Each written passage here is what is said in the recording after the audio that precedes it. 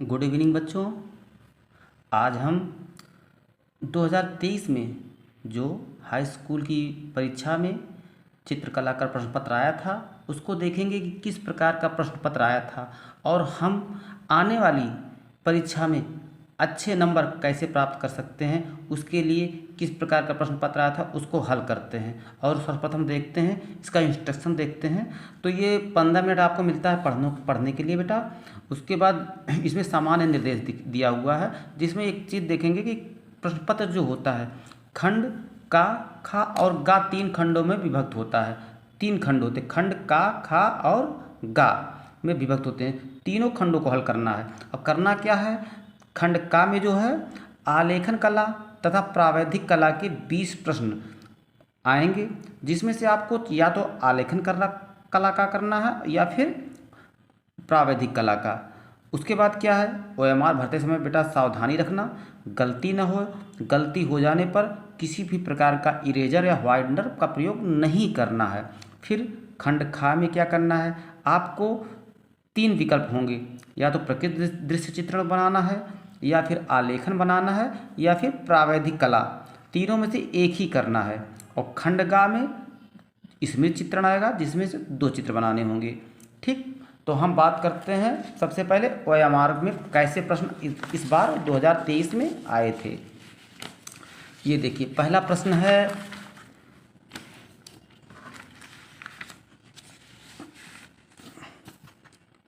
इंद्रधनुष में कितने रंग होते हैं।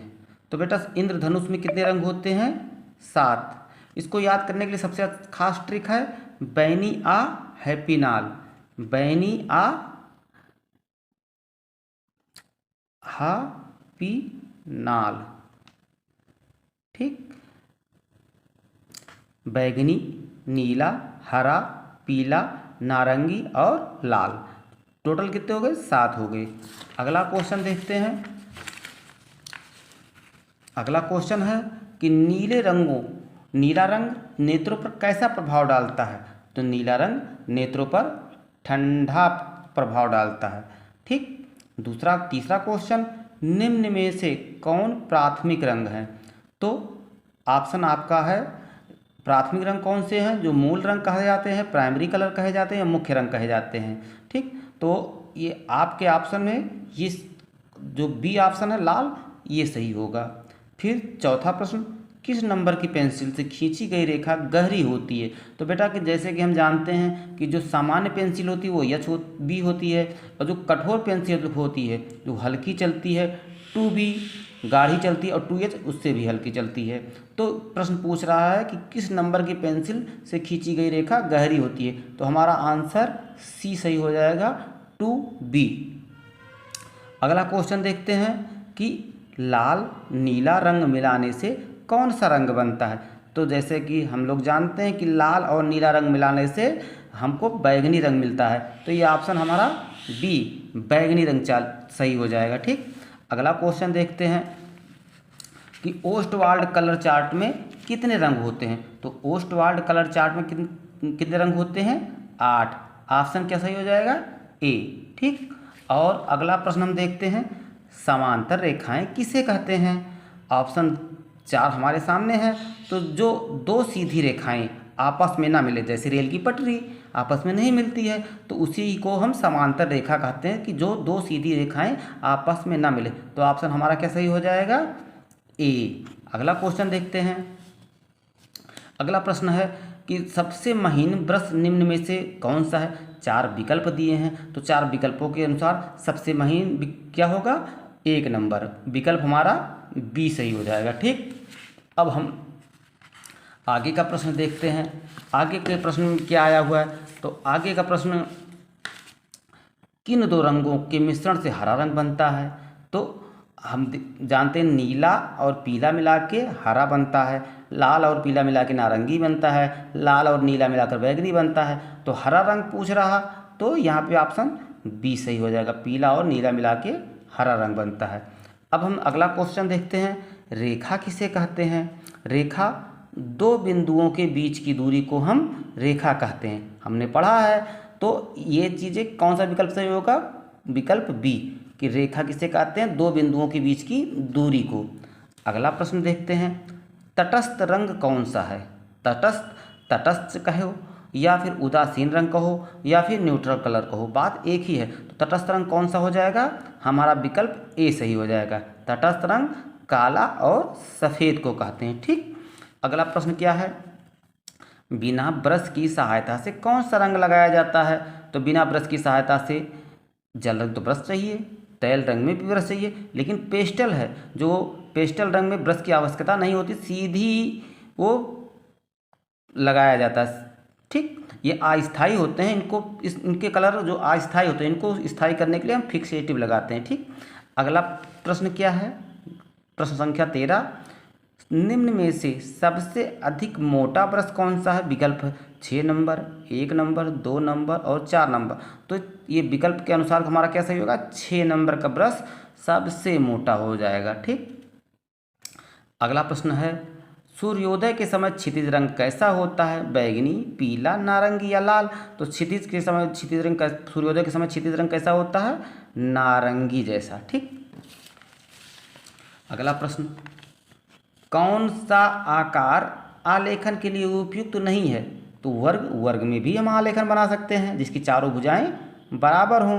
त्रिभुज में भी हम आलेखन बना सकते हैं। ठीक, और वृत्त में भी बना सकते हैं, किंतु यहाँ पे हम कोण में नहीं बना सकते। तो क्वेश्चन के अनुसार विकल्प डी सही हो जाएगा। ठीक, अगला प्रश्न है, निम्न में से कौन सा रंग गर्म है।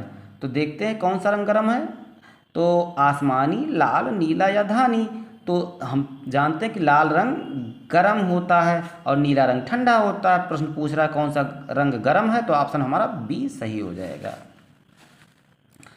निम्न में से किस प्रकार की पेंसिल से खींची गई रेखाएं हल्की होती हैं। HB सामान्य पेंसिल होती है, H कठोर होती है, 2H उससे भी कठोर होती है और 2B नरम होती है। तो पूछ रहा है कौन सी हल्की होगी, जो हल्की होगी वो 2H होगा। ठीक, ऑप्शन हमारा सी हो जाएगा। H का मतलब हार्डनेस, B का मतलब ब्लैकनेस। तो ये जितने भी आगे जाएगा उतना हल्की होती जाएगी। सबसे हल्की पेंसिल 9H। तो विकल्प के अनुसार सबसे हल्की पेंसिल कौन सी होगी, 2H। ठीक, द्वितीयक रंग कौन से होते हैं। द्वितीयक रंग कितने होते हैं। तो द्वितीयक रंग 3 होते हैं। कौन कौन से, हरा, बैगनी और नारंगी। ठीक, ये 2 प्राथमिक रंगों से मिलकर बनते हैं, इसलिए द्वितीय रंग कहलाते हैं। ये कितनी संख्या है, 3। ठीक, अगला प्रश्न है कि रंग माध्यम में अधिक पारदर्शी रंग कौन सा है। तो सबसे पारदर्शी रंग हम जानते हैं कि जल रंग सबसे पारदर्शी होता है। अगला प्रश्न क्या है, काले रंग का विरोधी रंग कौन सा है। सभी को पता है, प्रश्न बहुत ही आसान है। काले रंग का विरोधी रंग कौन सा है। तो काले रंग का विरोधी रंग सफ़ेद है। ठीक, अगला प्रश्न हम देखते हैं। ये हमारा 20 प्रश्न खत्म हो गए। ठीक, अब ये 20 प्रश्न हमारे जो थे आलेखन के थे। अब या तो हमको आलेखन करना है या तो फिर प्रावैधिक कला करना है। अगर हम प्रावैधिक कला का करते हैं तो आलेखन नहीं करते हैं, नंबर उतने ही मिलेंगे चाहे आप प्रावैधिक करें या फिर दोनों में से एक ही करना है। अगला हम प्रश्न देख लेते हैं, प्रावैधिक का भी हल कर लेते हैं कि वर्ग का प्रत्येक कोण कितने अंश का होता है।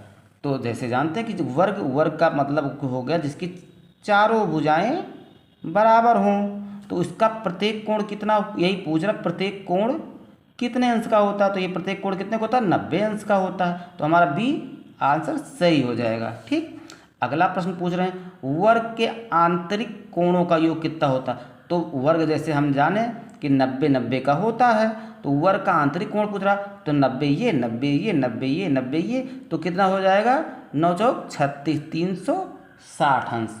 ठीक, अगला प्रश्न देखते हैं। ये अगला प्रश्न है कि 1 मीटर में कितने सेंटीमीटर होते हैं। तो 1 मीटर में सेंटीमीटर, बच्चों कभी ना बोलो, तो इसलिए तो तुम आपको बताते हैं कि कैसे हम लोग ट्रिक माध्यम से जान सकते हैं। Kilo, hecto, deca, metre, deci, senti,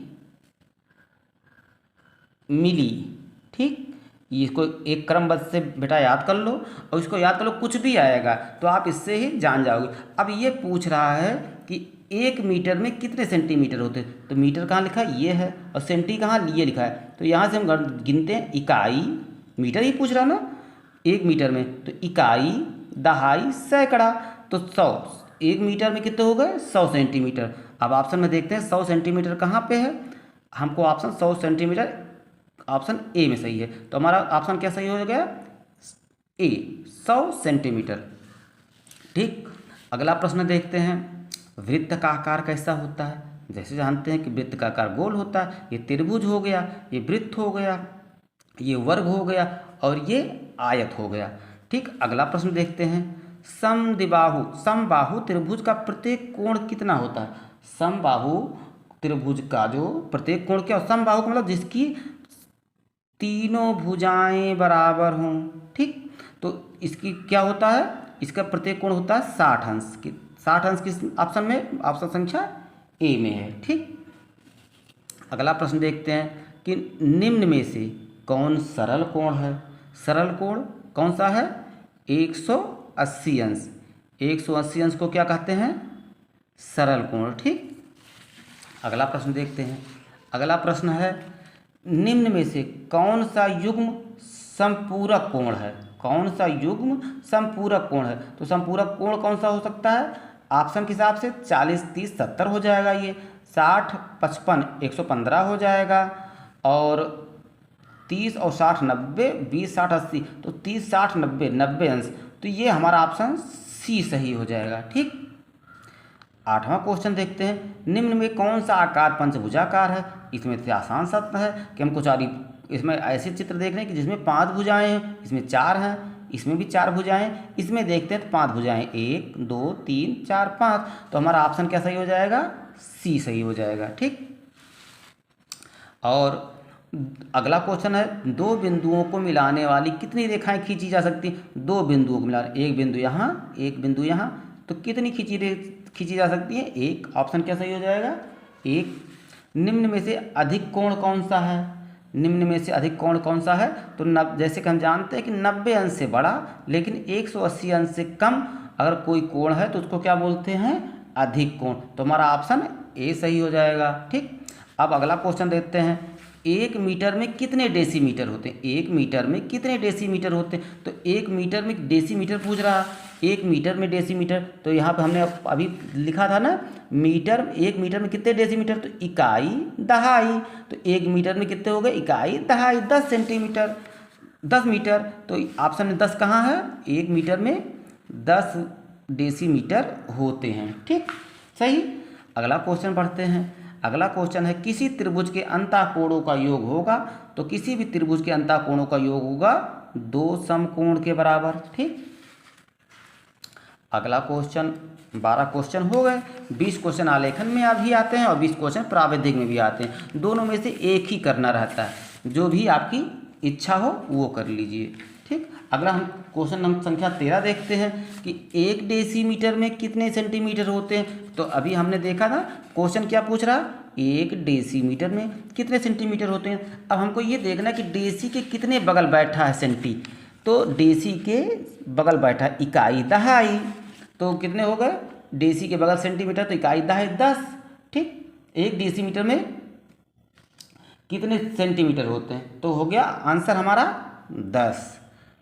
question number 14 में, एक वर्ग की चारों भुजाओं का क्या गुण है।